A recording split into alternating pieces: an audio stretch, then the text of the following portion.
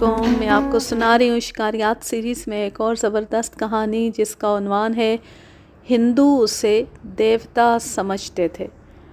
اس کے مصنف کا نام ہے صابر حسین صابر۔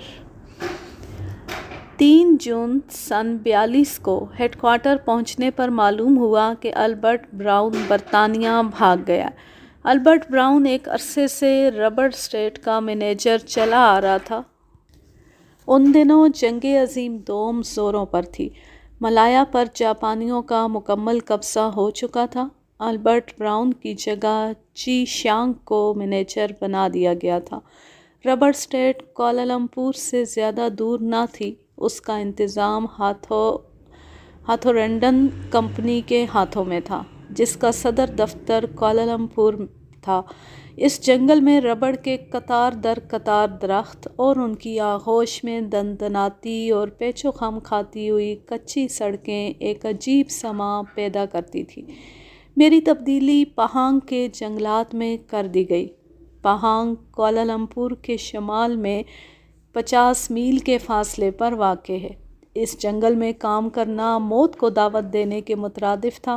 شاید قدرت نے اس کٹھن کام کے لیے میرا انتخاب ہی مناسب سمجھا تھا۔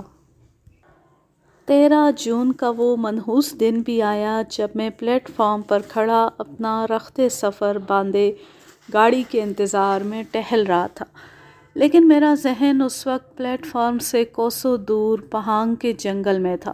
جاپانیوں نے یہاں اسلحے کے خفیہ ذخیرے قائم کر رکھے تھے۔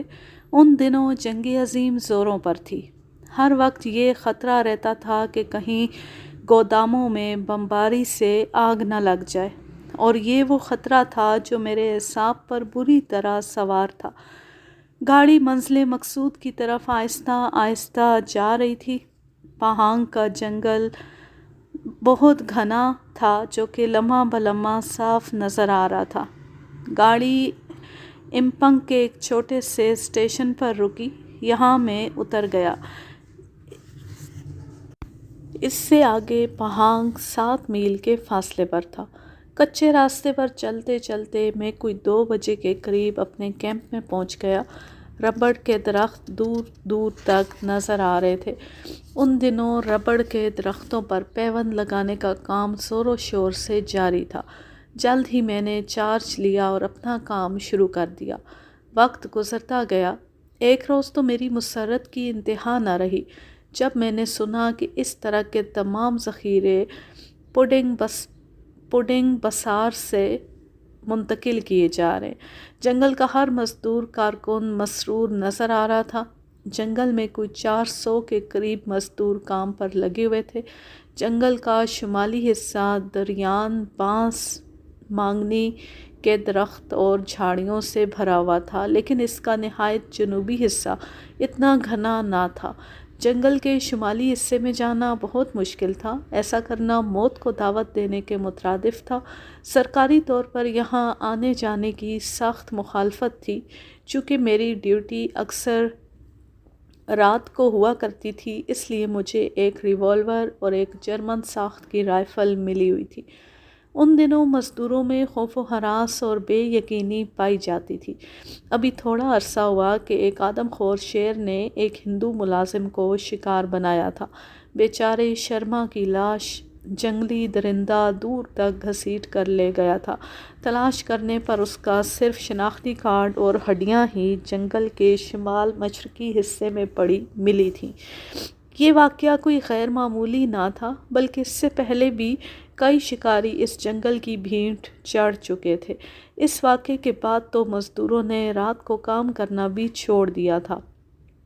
کام بری طرح متاثر ہو رہا تھا۔ ہر شخص اپنی جگہ ہراساں تھا، لیکن میرا معاملہ اس کے برعکس تھا۔ میں اس سے پہلے بھی زندگی کا بڑا حصہ جنگلوں میں گزار چکا تھا۔ ہیڈ کوارٹر کو صورتحال سے آگاہ کر دیا گیا تھا۔ چند دنوں بعد یہ خبر مشہور کر دی گئی کہ شرما کو کسی جنگلی درندے نے نہیں بلکہ کسی دشمن نے موت کے گھاٹ اتارا ہے۔ اب تو مزدور کارکن بھی رات کے کام پر آنے لگے، لیکن پھر بھی حفاظتی اقدام کے طور پر جنگل میں بعض جگہوں پر الاؤ روشن کر دیے جاتے تھے۔ وقت کے ساتھ ساتھ مزدور بھی شرما کی موت کو بھول گئے۔ یکایک آدم خور کی وارداتوں میں اضافہ ہو گیا۔ ان پے در پے وارداتوں سے مزدور کارکنوں کے دل دہل گئے۔ معلوم ہوا کہ آدم خور شیر نے اس وقت ایک مزدور داتو پر حملہ کر دیا جس وقت وہ چائے لے کر جا رہا تھا۔ چونکہ جگہ بڑی ڈھلوان تھی اس لیے شیر کے پھسلنے کی وجہ سے داتو بال بال بچ گیا تھا، لیکن بمشکل کیمپ تک پہنچ سکا۔ اس دوپہر کو ایک وحشی کی لاش ایک نالے کے قریب پڑی پائی گئی۔ یہ وحشی جنگل کی پراسرار مخلوق ساکے سے تعلق رکھتا تھا۔ ساکوں کے متعلق میں نے سن رکھا تھا کہ یہ جنگل کی قدیم ترین مخلوقیں اور ان میں سے اکثر ننگے ہوتے ہیں۔ یہ خبر مزدوروں میں آگ کی طرح پھیل گئی۔ ہر کارکن اپنی جگہ محتاط نظر آتا تھا، بعض نے تو اپنے پاس ریوالور بھی رکھ لیے تھے۔ رات کا کام تو اب بالکل ہی نہیں ہو رہا تھا۔ مینیجر خود بھی بڑا پریشان تھا۔ مزدور تھے کہ خوف و ہراس سے سہمے ہوئے تھے۔ کوئی صورت امن کی نظر نہ آتی تھی، صرف ایک صورت تھی، وہ یہ کہ اس آدم خور کا خاتمہ کر دیا جائے، لیکن یہ کام بڑا مشکل تھا۔ اکثر شکاری شکار کے شوق میں انہی خونخوار درندوں کی بھیڑ چڑھ چکے تھے، کوئی شخص بھی ایسے مہنگے شکار کے لیے تیار نہ تھا۔ کئی دفعہ میرے دل میں بھی خواہشیں موجیں مارتی تھیں، لیکن صورتحال اس بات کی اجازت نہ دیتی تھی۔ جنگل میں کانٹے دار جھاڑیاں اور بانس کی بیلیں ایسی تھیں جن سے گزرنا کوئی آسان کام نہ تھا۔ اس کے علاوہ جنگل میں جا بجا چھوٹے چھوٹے نالے بھی تھے۔ جنگل بہت کم جگہ سے ہموار تھا۔ اس کے بالکل شمال میں پہنچنا گویا ماؤنٹ ایوریسٹ پر چڑھنا تھا۔ ہر لمحہ پھسلنے اور لڑکنے کا خوف تھا۔ آدم خور شیر کی وارداتوں میں روز بروز اضافہ ہوتا جا رہا تھا۔ اگلے روز شیر نے جنگل سے تھوڑے فاصلے پر ایک زمیندار کی گائے کو مار ڈالا۔ اب تو کوئی دن بھی ایسا نہ تھا جس دن آدم خور کوئی واردات نہ کرتا، لیکن تاحال مزدور احتیاطی تدابیر کی وجہ سے محفوظ رہے۔ اچانک آدم خور کی وارداتوں میں نمایاں کمی ہو گئی۔ تمام کارکنوں کا خیال تھا کہ اب بلا ہمیشہ کے لیے ٹل گئی ہے، لیکن یہ خیال غلط ثابت ہوا۔ 9 روز کے بعد آدم خور کی وارداتوں میں پھر اضافہ ہو گیا۔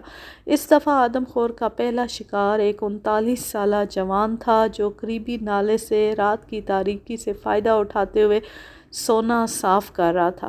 لاش دیکھنے سے معلوم ہوا کہ شیر نے اسے بری طرح زمین پر پٹخ دیا تھا۔ جوان کے چہرے پر آدم خور کے پنجوں کے نشانات موجود تھے۔ اس واقعے کے بعد مزدوروں میں خوف و ہراس پھیل گیا۔ میں خود بھی بڑا پریشان تھا۔ مجھ میں ہمت نہ تھی کہ میں آدم خور کا صفایا کروں۔ گو میرے پاس جرمن ساخت کی بہترین رائفل تھی جس کی ایک ہی گولی سے آدم خور کا خاتمہ کیا جا سکتا تھا، لیکن ایسا کرنا بہت ہی مشکل تھا۔ مینیجر کو ہر روز کے واقعات سے باخبر رکھا جا رہا تھا۔ اتوار کا دن تھا۔ ہمارے انچارج نے تمام مزدوروں کو کھلی فضا میں پینگ یعنی کیلے کے درختوں کے پاس جمع کیا اور ہیڈ کوارٹر سے موصول شدہ ایک پیغام سنایا۔ چی شانگ نے وعدہ کیا تھا کہ وہ مزدوروں کو اس آفت سے نجات دلانے کا انتظام کرے گا۔ دوسرے دن ٹیسٹ ٹائم میں چی شانگ کی یہ اپیل پڑھ کر تمام کارکنوں کے چہرے مسرت سے چمک اٹھے، جس میں اس نے آدم خور کے شکاریوں سے انسانیت کے نام پر اپیل کی تھی کہ وہ آدم خور کو ہلاک کرے۔ اس اپیل کا خاطر خواہ اثر ہوا۔ چوتھے دن 3 شکاری ہمارے کیمپ میں پہنچ گئے۔ انہوں نے ضروری معلومات حاصل کرنے کے بعد جنگل کا چپا چپا چھان مارا۔ 48 گھنٹے کے بعد انہوں نے فیصلہ کیا کہ یہ شکار بڑا مہنگا پڑے گا، لہٰذا وہ مایوس واپس لوٹ گئے۔ اگلے روز ایک فرانسیسی شکاری آ پہنچا، لیکن وہ بھی 4 دن کی مسلسل دوڑ دھوپ کے بعد اس نتیجے پر پہنچا کہ انجام موت کے سوا کچھ بھی نہیں۔ بالآخر 5ویں روز وہ بھی رخصت ہو گیا۔ ادھر مزدور کارکنوں کی مایوسی میں روز بروز اضافہ ہو رہا تھا۔ ادھر ہیڈ کوارٹر سے برابر حفاظتی تدابیر کے متعلق ہدایات موصول ہو رہی تھیں۔ صورتحال کی نزاکت کے پیش نظر 5 رائفلیں اور راؤنڈز بھیجے گئے تھے، لیکن ابھی تک صورتحال میں بہتری کی کوئی امید نہ تھی۔ جمعے کا دن تھا۔ آسمان پر بادلوں کی وجہ سے سورج کی حدت میں کمی واقع ہو گئی تھی۔ دو جوان قریبی نالے پر غسل کر رہے تھے کہ آدم خور نے چھلانگ لگا کر ان میں سے ایک کو تو موقع پر ہی ہلاک کر دیا، لیکن دوسرا جان بچانے میں کامیاب ہو گیا۔ آدم خور لاش لے کر قریبی جھاڑیوں میں روپوش ہو گیا۔ جب ہم پہنچے تو آدم خور لاش سمیت غائب تھا اور اس کی ہرراہٹ ابھی تک جنگل کی مغربی سمت میں سنائی دے رہی تھی۔ دوسرے جوان نے بتایا کہ جو ہی بھوری بھوری آنکھوں والے اور ایک لمبے دانت والے آدم خور نے اس پر جست لگائی تو وہ مانگنی کے درخت کی اوٹ میں ہو کر جان بچانے میں کامیاب ہو گیا۔ اب آدم خور کو مزید مہلت دینا حماقت تھی۔ صورتحال پر قابو پانا مشکل نظر آتا تھا۔ آخر کار انعام کا اعلان کر دیا گیا۔ پہلے $50، بعد میں یہ رقم بڑھا کر $110 کر دی گئی۔ سنگاپور کے ایک پیشہ ور شکاری نے اپنی خدمات پیش کیں۔ اس کا نام یورا گوبن تھا۔ وہ ٹیلنٹ کے سرکس میں ملازم تھا۔ یورا گوبن یہاں کوئی 13 دن رہا، لیکن اس کی آدم خور کے آگے ایک بھی نہ چلی۔ اس نے کئی دفعہ آدم خور کا تعاقب بھی کیا، لیکن بمشکل جان بچانے میں کامیاب ہوا۔ ایک دفعہ تو فائرنگ کی آواز سن کر تمام کارکن جذبہ مسرت سے پاگل ہو گئے، لیکن جب انہیں معلوم ہوا کہ نشانہ خطا گیا ہے تو سب مایوس ہو گئے۔ آدم خور کے مارنے میں سب سے بڑی رکاوٹ جنگل کی گھنی جھاڑیاں اور بانس کی بیلیں تھیں۔ آخر میں نے مصمم ارادہ کر لیا کہ اس خونخوار آدم خور کو ٹھکانے لگاؤں گا، لیکن میری یہ خواہش مصروفیت کی وجہ سے 3 دن تک پوری نہ ہو سکی۔ جب چوتھے دن میں رائفل لیے ایک نالا عبور کر رہا تھا تو جھاڑیوں میں سرسراہٹ ہوئی۔ آدم خور غضبناک نظروں سے میری طرف گھور رہا تھا، لیکن جب میں نے گولی چلانے کی کوشش کی تو یہ انکشاف ہوا کہ میری رائفل کی راؤنڈ بیلٹ کیمپ میں ہی رہ گئی ہے، جس کی جگہ میں جلدی میں توڑے دار بندوق کی بیلٹ لے آیا تھا۔ شیر بالکل سامنے تھا اور اب تو مجھے اپنا خوفناک انجام نظر آ رہا تھا۔ آدم خور جست لگانے کے لیے پر تول ہی رہا تھا کہ میں پاس کے ایک رموتنگ کے درخت پر چڑھ گیا۔ ایسے جنگل میں آدم خور کا اتنی جلدی ملنا معجزے سے کم نہ تھا، لیکن اسے ہلاک کرنا میرے لیے ممکن نہ رہا تھا۔ میں درخت پر ساکت و صامت بیٹھا رہا اور اپنے آپ کو کوستا رہا۔ آدم خور جلدی جھاڑیوں میں غائب ہو گیا تھا۔ جب میں واپس اپنے کیمپ میں جا رہا تھا تو پھر سرسراہٹ ہوئی۔ میری ٹانگیں بری طرح کانپنے لگی۔ شاید یہ وہی آدم خور ہے جو ابھی یہاں آیا تھا۔ میرے دل میں وسوسے جنم لینے لگے، لیکن جب میں نے ایک نیم برہنہ انسان کو دیکھا تو حیرت کی انتہا نہ رہی۔ وہ بیچارہ شیر کے خوف سے یہاں چھپا تھا۔ اس نے بتایا کہ وہ ویشی قبیلے ساکے کا ترقی یافتہ رکن تھا اور ٹھیٹھ دلائی میں جواب دیتا تھا۔ میں اسے اپنے کیمپ میں لے آیا۔ وہ جلد ہی ہم میں گھل مل گیا۔ رامو نے اپنی بہادری کے حیرت انگیز کارنامے سنائے اور ہمیں ورطہ حیرت میں ڈال دیا۔ یورا گوبن کا مشن ناکام ہو گیا۔ آخر کار انعام کی رقم $200 کر دی گئی۔ ایک دن تاش کے پتے بانٹتے وقت میں نے رامو کو انعامی رقم کے متعلق بتایا تو اس کی خوشی کے مارے باچھیں کھل گئیں۔ اس کا خیال تھا کہ وہ انعام جیت لے گا۔ رامو کی حوصلہ افزائی نے ایک دفعہ مجھے بھی پھر مجبور کر دیا کہ آدم خور کو ٹھکانے لگاؤں، اور جب ہم نے اپنے انچارج سے اپنے ارادے کا اظہار کیا تو اس نے بخوشی اجازت دے دی۔ دوسرے دن ہم کیمپ سے رخصت ہو لیے۔ مجھے رامو کی بہادری پر مکمل بھروسہ تھا۔ گو وہ اب رائفل اچھی طرح چلا سکتا تھا، لیکن اس کا نشانہ اچھا نہ تھا۔ رامو نے بتایا کہ اس نے ایک آدم خور کو 2-3 بار کیتری کے چشمے کے پاس دیکھا تھا۔ اس کا خیال تھا کہ آدم خور کی پناہ گاہ اسی جگہ ہوگی۔ کیتری کا چشمہ ہمارے کیمپ سے دور نہ تھا، لیکن وہاں تک پہنچنے کے لیے راستہ بے حد دشوار تھا۔ ہمیں اس تک پہنچنے کے لیے 3 میل کا لمبا چکر کاٹ کر جانا پڑا۔ راستہ اس قدر دشوار تھا کہ ہر لمحہ موت کا پیغام بن سکتا تھا۔ وہ ہے کیتری کا چشمہ۔ رامو نے ایک کارتوسی بندوق سے اشارہ کرتے ہوئے بتایا۔ یہ چشمہ ایک گھاٹی کے دامن میں رموتنگ کے درختوں کے ایک جھنڈ کے پاس تھا۔ رامو کو یقین تھا کہ آدم خور یہیں ہوگا، اس لیے منزل کی طرف ہر قدم بڑی احتیاط سے اٹھ رہا تھا۔ کوئی بھی لمحہ ہمارے لیے موت کا پیغام بن سکتا تھا، اور پھر موت بھی جنگل کے اس حصے میں جہاں کسی انسان کا گزر ہی نہ تھا۔ اب ہم ایک چٹان کے پہلو سے آگے نکل ہی رہے تھے کہ رامو نے میرے کندھوں پر بوجھ ڈالتے ہوئے مجھے بیٹھ جانے کا حکم دیا۔ آدم خور ہوگا، میرے دل نے اس طرح کہا جیسے اس نے واقعی دیکھا ہے۔ میں گولی چلانے کے لیے بالکل تیار تھا، لیکن مجھے وہ کہیں بھی نظر نہ آ رہا تھا۔ میں نے جب رامو کی طرف سوالیہ نظروں سے دیکھا تو وہ میری حیرانی بھانپ گیا۔ اس نے مجھے ایک چٹان کی طرف دیکھنے کا اشارہ کیا۔ میری حیرت کی کوئی انتہا نہ رہی جب میں نے دیکھا کہ ایک ریچھ پتھر کی بڑی بڑی سلیں اٹھا رہا ہے۔ اس کی حرکات بڑی نرالی تھی، کبھی وہ ایک پتھر اٹھاتا، کبھی دوسرا، جیسے وزن کر رہا ہو۔ وہ بامعنی نظروں کے ساتھ چشمے کی طرف بھی دیکھ رہا تھا۔ رامو ریچھ پر گولی چلانے والا تھا، لیکن میں نے اسے سمجھایا کہ اگر اس نے ایسا کیا تو مزدور کارکن دوڑے دوڑے یہاں آئیں گے اور ممکن ہے وہ راستے میں کسی حادثے سے دوچار ہو جائیں۔ ریچھ ایسا کیوں کر رہا تھا؟ میرا ذہن اس سوال کو حل نہ کر سکا۔ آخر ریچھ نے ایک بڑی سل اٹھائی۔ ادھر ادھر دیکھنے اور چشمے کی طرف جھانکنے کے بعد اس نے اس زور سے سل پھینکی کہ سارا جنگل گونج اٹھا، اور صدائے بازگشت کے طور پر آدم خور کے دھاڑنے کی آواز سنائی دی۔ اب وہ بالکل ہمارے سامنے آ گیا تھا۔ معلوم ہوتا تھا اس کی دم زخمی ہو گئی ہے۔ اس نے غصے کے عالم میں ریچھ کا پیچھا شروع کر دیا تھا۔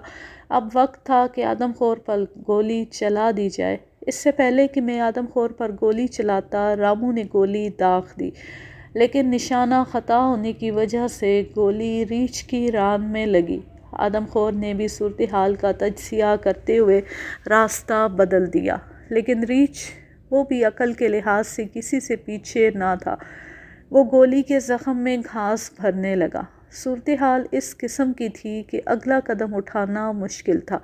اتنے میں آدم خور ایک چٹان کے پیچھے چلا گیا اور دوسری لمحے ہماری نسوں سے اوجھل ہو گیا۔ ہم نے تعاقب شروع کر دیا، لیکن وہ بہت دور جا چکا تھا۔ سورج غروب ہونے کو تھا، اس لیے یہاں زیادہ دیر ٹھہرنا مناسب نہ تھا۔ آدم خور دوسری مرتبہ بچ کر جا رہا تھا۔ ہم مایوس واپس کیمپ کو لوٹ آئے۔ راستے میں ہمیں ایک دوسری مصیبت کا سامنا کرنا پڑا۔ ابھی کیمپ 3 فرلانگ کے فاصلے پر ہی تھا کہ ہمیں 1 درجن بندروں نے گھیر لیا۔ یہ نئی آفت تھی۔ ان کے حصار سے نکلنا مشکل تھا۔ وہ بری طرح ہمارا منہ چھڑاتے تھے۔ ہم نے لاکھ ڈرایا دھمکایا، لیکن کسی طرح باز نہ آئے۔ آخر ہم نے ایک شرارتی بندر پر گولی چلا دی۔ بندر تو وہیں ڈھیر ہو گیا، لیکن دوسرے بندر سر پر پاؤں رکھ کر بھاگ گئے۔ رات کی تاریکی بڑھتی جا رہی تھی، اس لیے ہمیں راستہ تلاش کرنے میں دشواری پیش آئی۔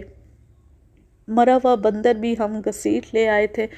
کیمپ میں پہلے ہی ہمارے متعلق بدگمانی تھی۔ جب انہوں نے ہمیں آتے ہوئے دیکھا تو نعروں سے سارا جنگل ہلا دیا، لیکن جب انہیں حقیقت حال کا علم ہوا تو ان کے جذبات ٹھنڈے ہو گئے۔ یہاں سام کے باشندے بھی تھے۔ ان کا عقیدہ تھا کہ آدم خور کو محض جادو ٹونوں سے ہی رام کیا جا سکتا ہے۔ ہندو تو اسے دیوتا سمجھنے لگے تھے۔ جنگل میں اب کام کی رفتار کافی سست تھی، لیکن آدم خور کی وارداتوں میں بھی نمایاں کمی ہو گئی تھی۔ 2 ماہ میں صرف 3 دفعہ اس کی موجودگی کی اطلاع ملی تھی۔ رامو کا خیال تھا کہ آدم خور درد اور کرب سے مر چکا ہوگا، لیکن ایسا ہونا امر محال تھا۔ ان دنوں جیمز اسکاٹ کا شعرا سارے ملایا میں تھا۔ 33 سال کا یہ فرانسیسی نوجوان شکار کے فن میں یکتا سمجھا جاتا تھا۔ اس کے متعلق مشہور تھا کہ اس نے کوالالمپور سے جنگل سے ایک شیر اور شیرنی کو زندہ پکڑ کر 3000 میں فروخت کیا تھا۔ جب اس نے پہانگ کے خطرناک آدم خور کے متعلق اخبار میں پڑھا تو وہ 152 میل کا فاصلہ طے کر کے ہمارے کیمپ پہنچا۔ اس کے پاس ایک اعلیٰ درجے کی رائفل اور 4 عدد شکاری کتے تھے۔ اس کے ساتھ ایک ملازم تھا۔ 2 دن کی دوڑ دھوپ کے بعد آخرکار اس نے شیر کو پا ہی لیا۔ اس کا خیال تھا کہ وہ اسے زندہ پکڑ لے گا۔ اس تجارت سے وہ بڑا مالدار بن چکا تھا، لیکن اسی کوشش میں وہ آدم خور اس کے ہاتھوں سے نکل گیا۔ آخر وہ بھی مایوس ہو کر واپس کیمپ میں آ گیا۔ دوسرے دن جیمز نے اس جنگل کے مغربی حصے کا کونا کونا چھان مارا۔ دن کے 2 بج رہے تھے۔ اچانک مغربی حصے سے پے در پے فائروں کی آوازیں سنائی دیں۔ کیمپ میں تمام کارکن خوشی سے پھولے نہ سماتے تھے۔ ممکن ہے جیمز اسکاٹ نے آدم خور کو ہلاک کر دیا ہو۔ تمام کارکنوں کی زبان پر یہی الفاظ تھے، اور وہ لمحہ تو یقیناً کارکنوں کے لیے مسرت کا لمحہ تھا جب آدم خور کو جیمز اسکاٹ اور اس کا ملازم رسوں کی مدد سے گھسیٹے لا رہے تھے۔ کارکنوں کے چہرے پر مسرت زبان حال سے کہہ رہی تھی کہ اب کوئی خطرہ باقی نہیں رہا۔ بعض کارکنوں نے تو ڈھولک کی طرح برتنوں کو پیٹنا شروع کر دیا۔ خود ہمارا انچارج بھی خوشی سے پھولے نہ سماتا تھا۔ قبل اس کے کہ جیمز اسکاٹ کیمپ پہنچتا، وہ چی شانگ کو پیغام دینے چلا گیا۔ جیمز اسکاٹ کوئی 100 گز کے فاصلے سے آ رہا تھا۔ کارکن نعروں سے اس کا استقبال کر رہے تھے۔ آدم خور اب سامنے لایا جا چکا تھا۔ اس کی ایک آنکھ سے ابھی تک خون ٹپک رہا تھا۔ وہ رسوں کی مدد سے بندھا ہوا تھا۔ ہر کوئی جیمز اسکاٹ کی بہادری میں رطب اللسان تھا۔ میری نظر آدم خور کی دم پر پڑی۔ اس کی دم تو بالکل صحیح حالت میں تھی۔ میں نے رامو کی طرف مینی خیز نظروں سے دیکھا۔ اس نے سر ہلا کر مایوسی کا اظہار کیا۔ لیکن یہ وہ شیر تو نہیں جس نے مجھ پر حملہ کیا تھا؟ داتو بول اٹھا۔ تمام کارکن داتو کے اس انکشاف سے بے حد متحیر تھے۔ 2-3 دیگر کارکنوں نے بھی اس کی تائید کی۔ آخرکار جیمز اسکاٹ کو بھی ماننا پڑا۔ وہ بے حد مایوس تھا۔ نوجوانوں کے جذبات ٹھنڈے پڑ چکے تھے۔ وہ سوچ رہے تھے کہ جس آدم خور کو جیمز اسکاٹ بھی رام نہ کر سکا، وہ کسی سے بھی رام نہ ہو سکے گا۔ ہمارا انچارج بھی واپس آ چکا تھا۔ اسے صورتحال سے بڑی مایوسی ہوئی۔ تمام مجمع خاموش تھا۔ ایک ہندو نے خاموشی توڑتے ہوئے کہا، دوستو، یہ شیر نہیں، دیوتا ہے۔ اسے اس وقت تک رام کرنا مشکل ہے جب تک کہ ہم دیوتا کے آگے سر نیاز خم نہ کر دیں اور بھینٹ نہ چڑھائیں۔ کسی نے بھی اس کی آواز پر کان نہ دھرے۔ چی شانگ نے جیمز اسکاٹ کو اپنی بھرپور مدد کا یقین دلاتے ہوئے آمادہ کر لیا کہ وہ ایک بار پھر دم کٹے شیر کی تلاش کرے۔ جیمز اسکاٹ طویل رد و قد کے بعد آمادہ ہو گیا۔ وہ دوسرے دن چند کارکنوں کو ساتھ لے کر شمال مشرق کی طرف چلا گیا۔ ابھی بمشکل 2.5 گھنٹے ہی گزرے ہوں گے کہ جیمز اسکاٹ اور چند کارکن اس کے ملازم کو اٹھائے کیمپ میں آئے۔ معلوم ہوا کہ اس کا ملازم کسی طرح پیچھے رہ گیا تھا جس پر آدم خور نے حملہ کر دیا تھا۔ وہ بمشکل سانس لے رہا تھا۔ کیمپ میں پہنچتے ہی اس نے دم توڑ دیا۔ شیر نے بیچارے ملازم کو مار ڈالا تھا۔ آخر جیمز اسکاٹ اپنی اس مہم کو ختم کر کے واپس روانہ ہو گیا۔ آدم خور نے اس کے ملازم کی بھی جان لے لی تھی۔ 12 ستمبر سن 42 کی پرسکون شام کو تمام کارکن قسم قسم کے موضوعات پر بحث کر رہے تھے جن میں آدم خور کا موضوع نمایاں تھا۔ رامو میرے پاس دوڑتا ہوا آیا۔ اس نے اطلاع دی کہ اس نے آدم خور کو جنگل کے مشرقی جانب جاتے دیکھا ہے۔ اس سے پہلے بھی کئی دفعہ جنگل کے اس حصے میں آدم خور کو دیکھا گیا تھا۔ اب کی بار تو اس نے کسی انسان کو ہلاک نہیں کیا تھا۔ رامو کا خیال تھا کہ آدم خور پر بے خبری کی حالت میں حملہ کر کے اسے کیفر کردار تک پہنچا دیا جائے۔ اس نے مجھے زمین پر ایک نقشے کی مدد سے بتایا کہ اس حصے میں کون سی پناہ گاہیں ہو سکتی ہیں۔ ہم نے ایک دفعہ پھر ارادہ کیا کہ آدم خور کا تعاقب کیا جائے۔ 13 सितंबर चूँकि इतवार का दिन था, इसलिए सारे कारकुन अपने कैंप में मौजूद थे। जब हम रुखसत हुए तो रास्ते में गीली रेत पर आदमखोर के पंजों के निशानात मौजूद थे।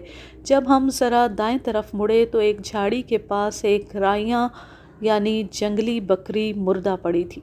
ऐन मुमकिन है कि आदमखोर यहीं किसी झाड़ी में छुपा हो और हम पर अचानक हमला कर दे, रामू ने सरगोशी करते हुए कहा।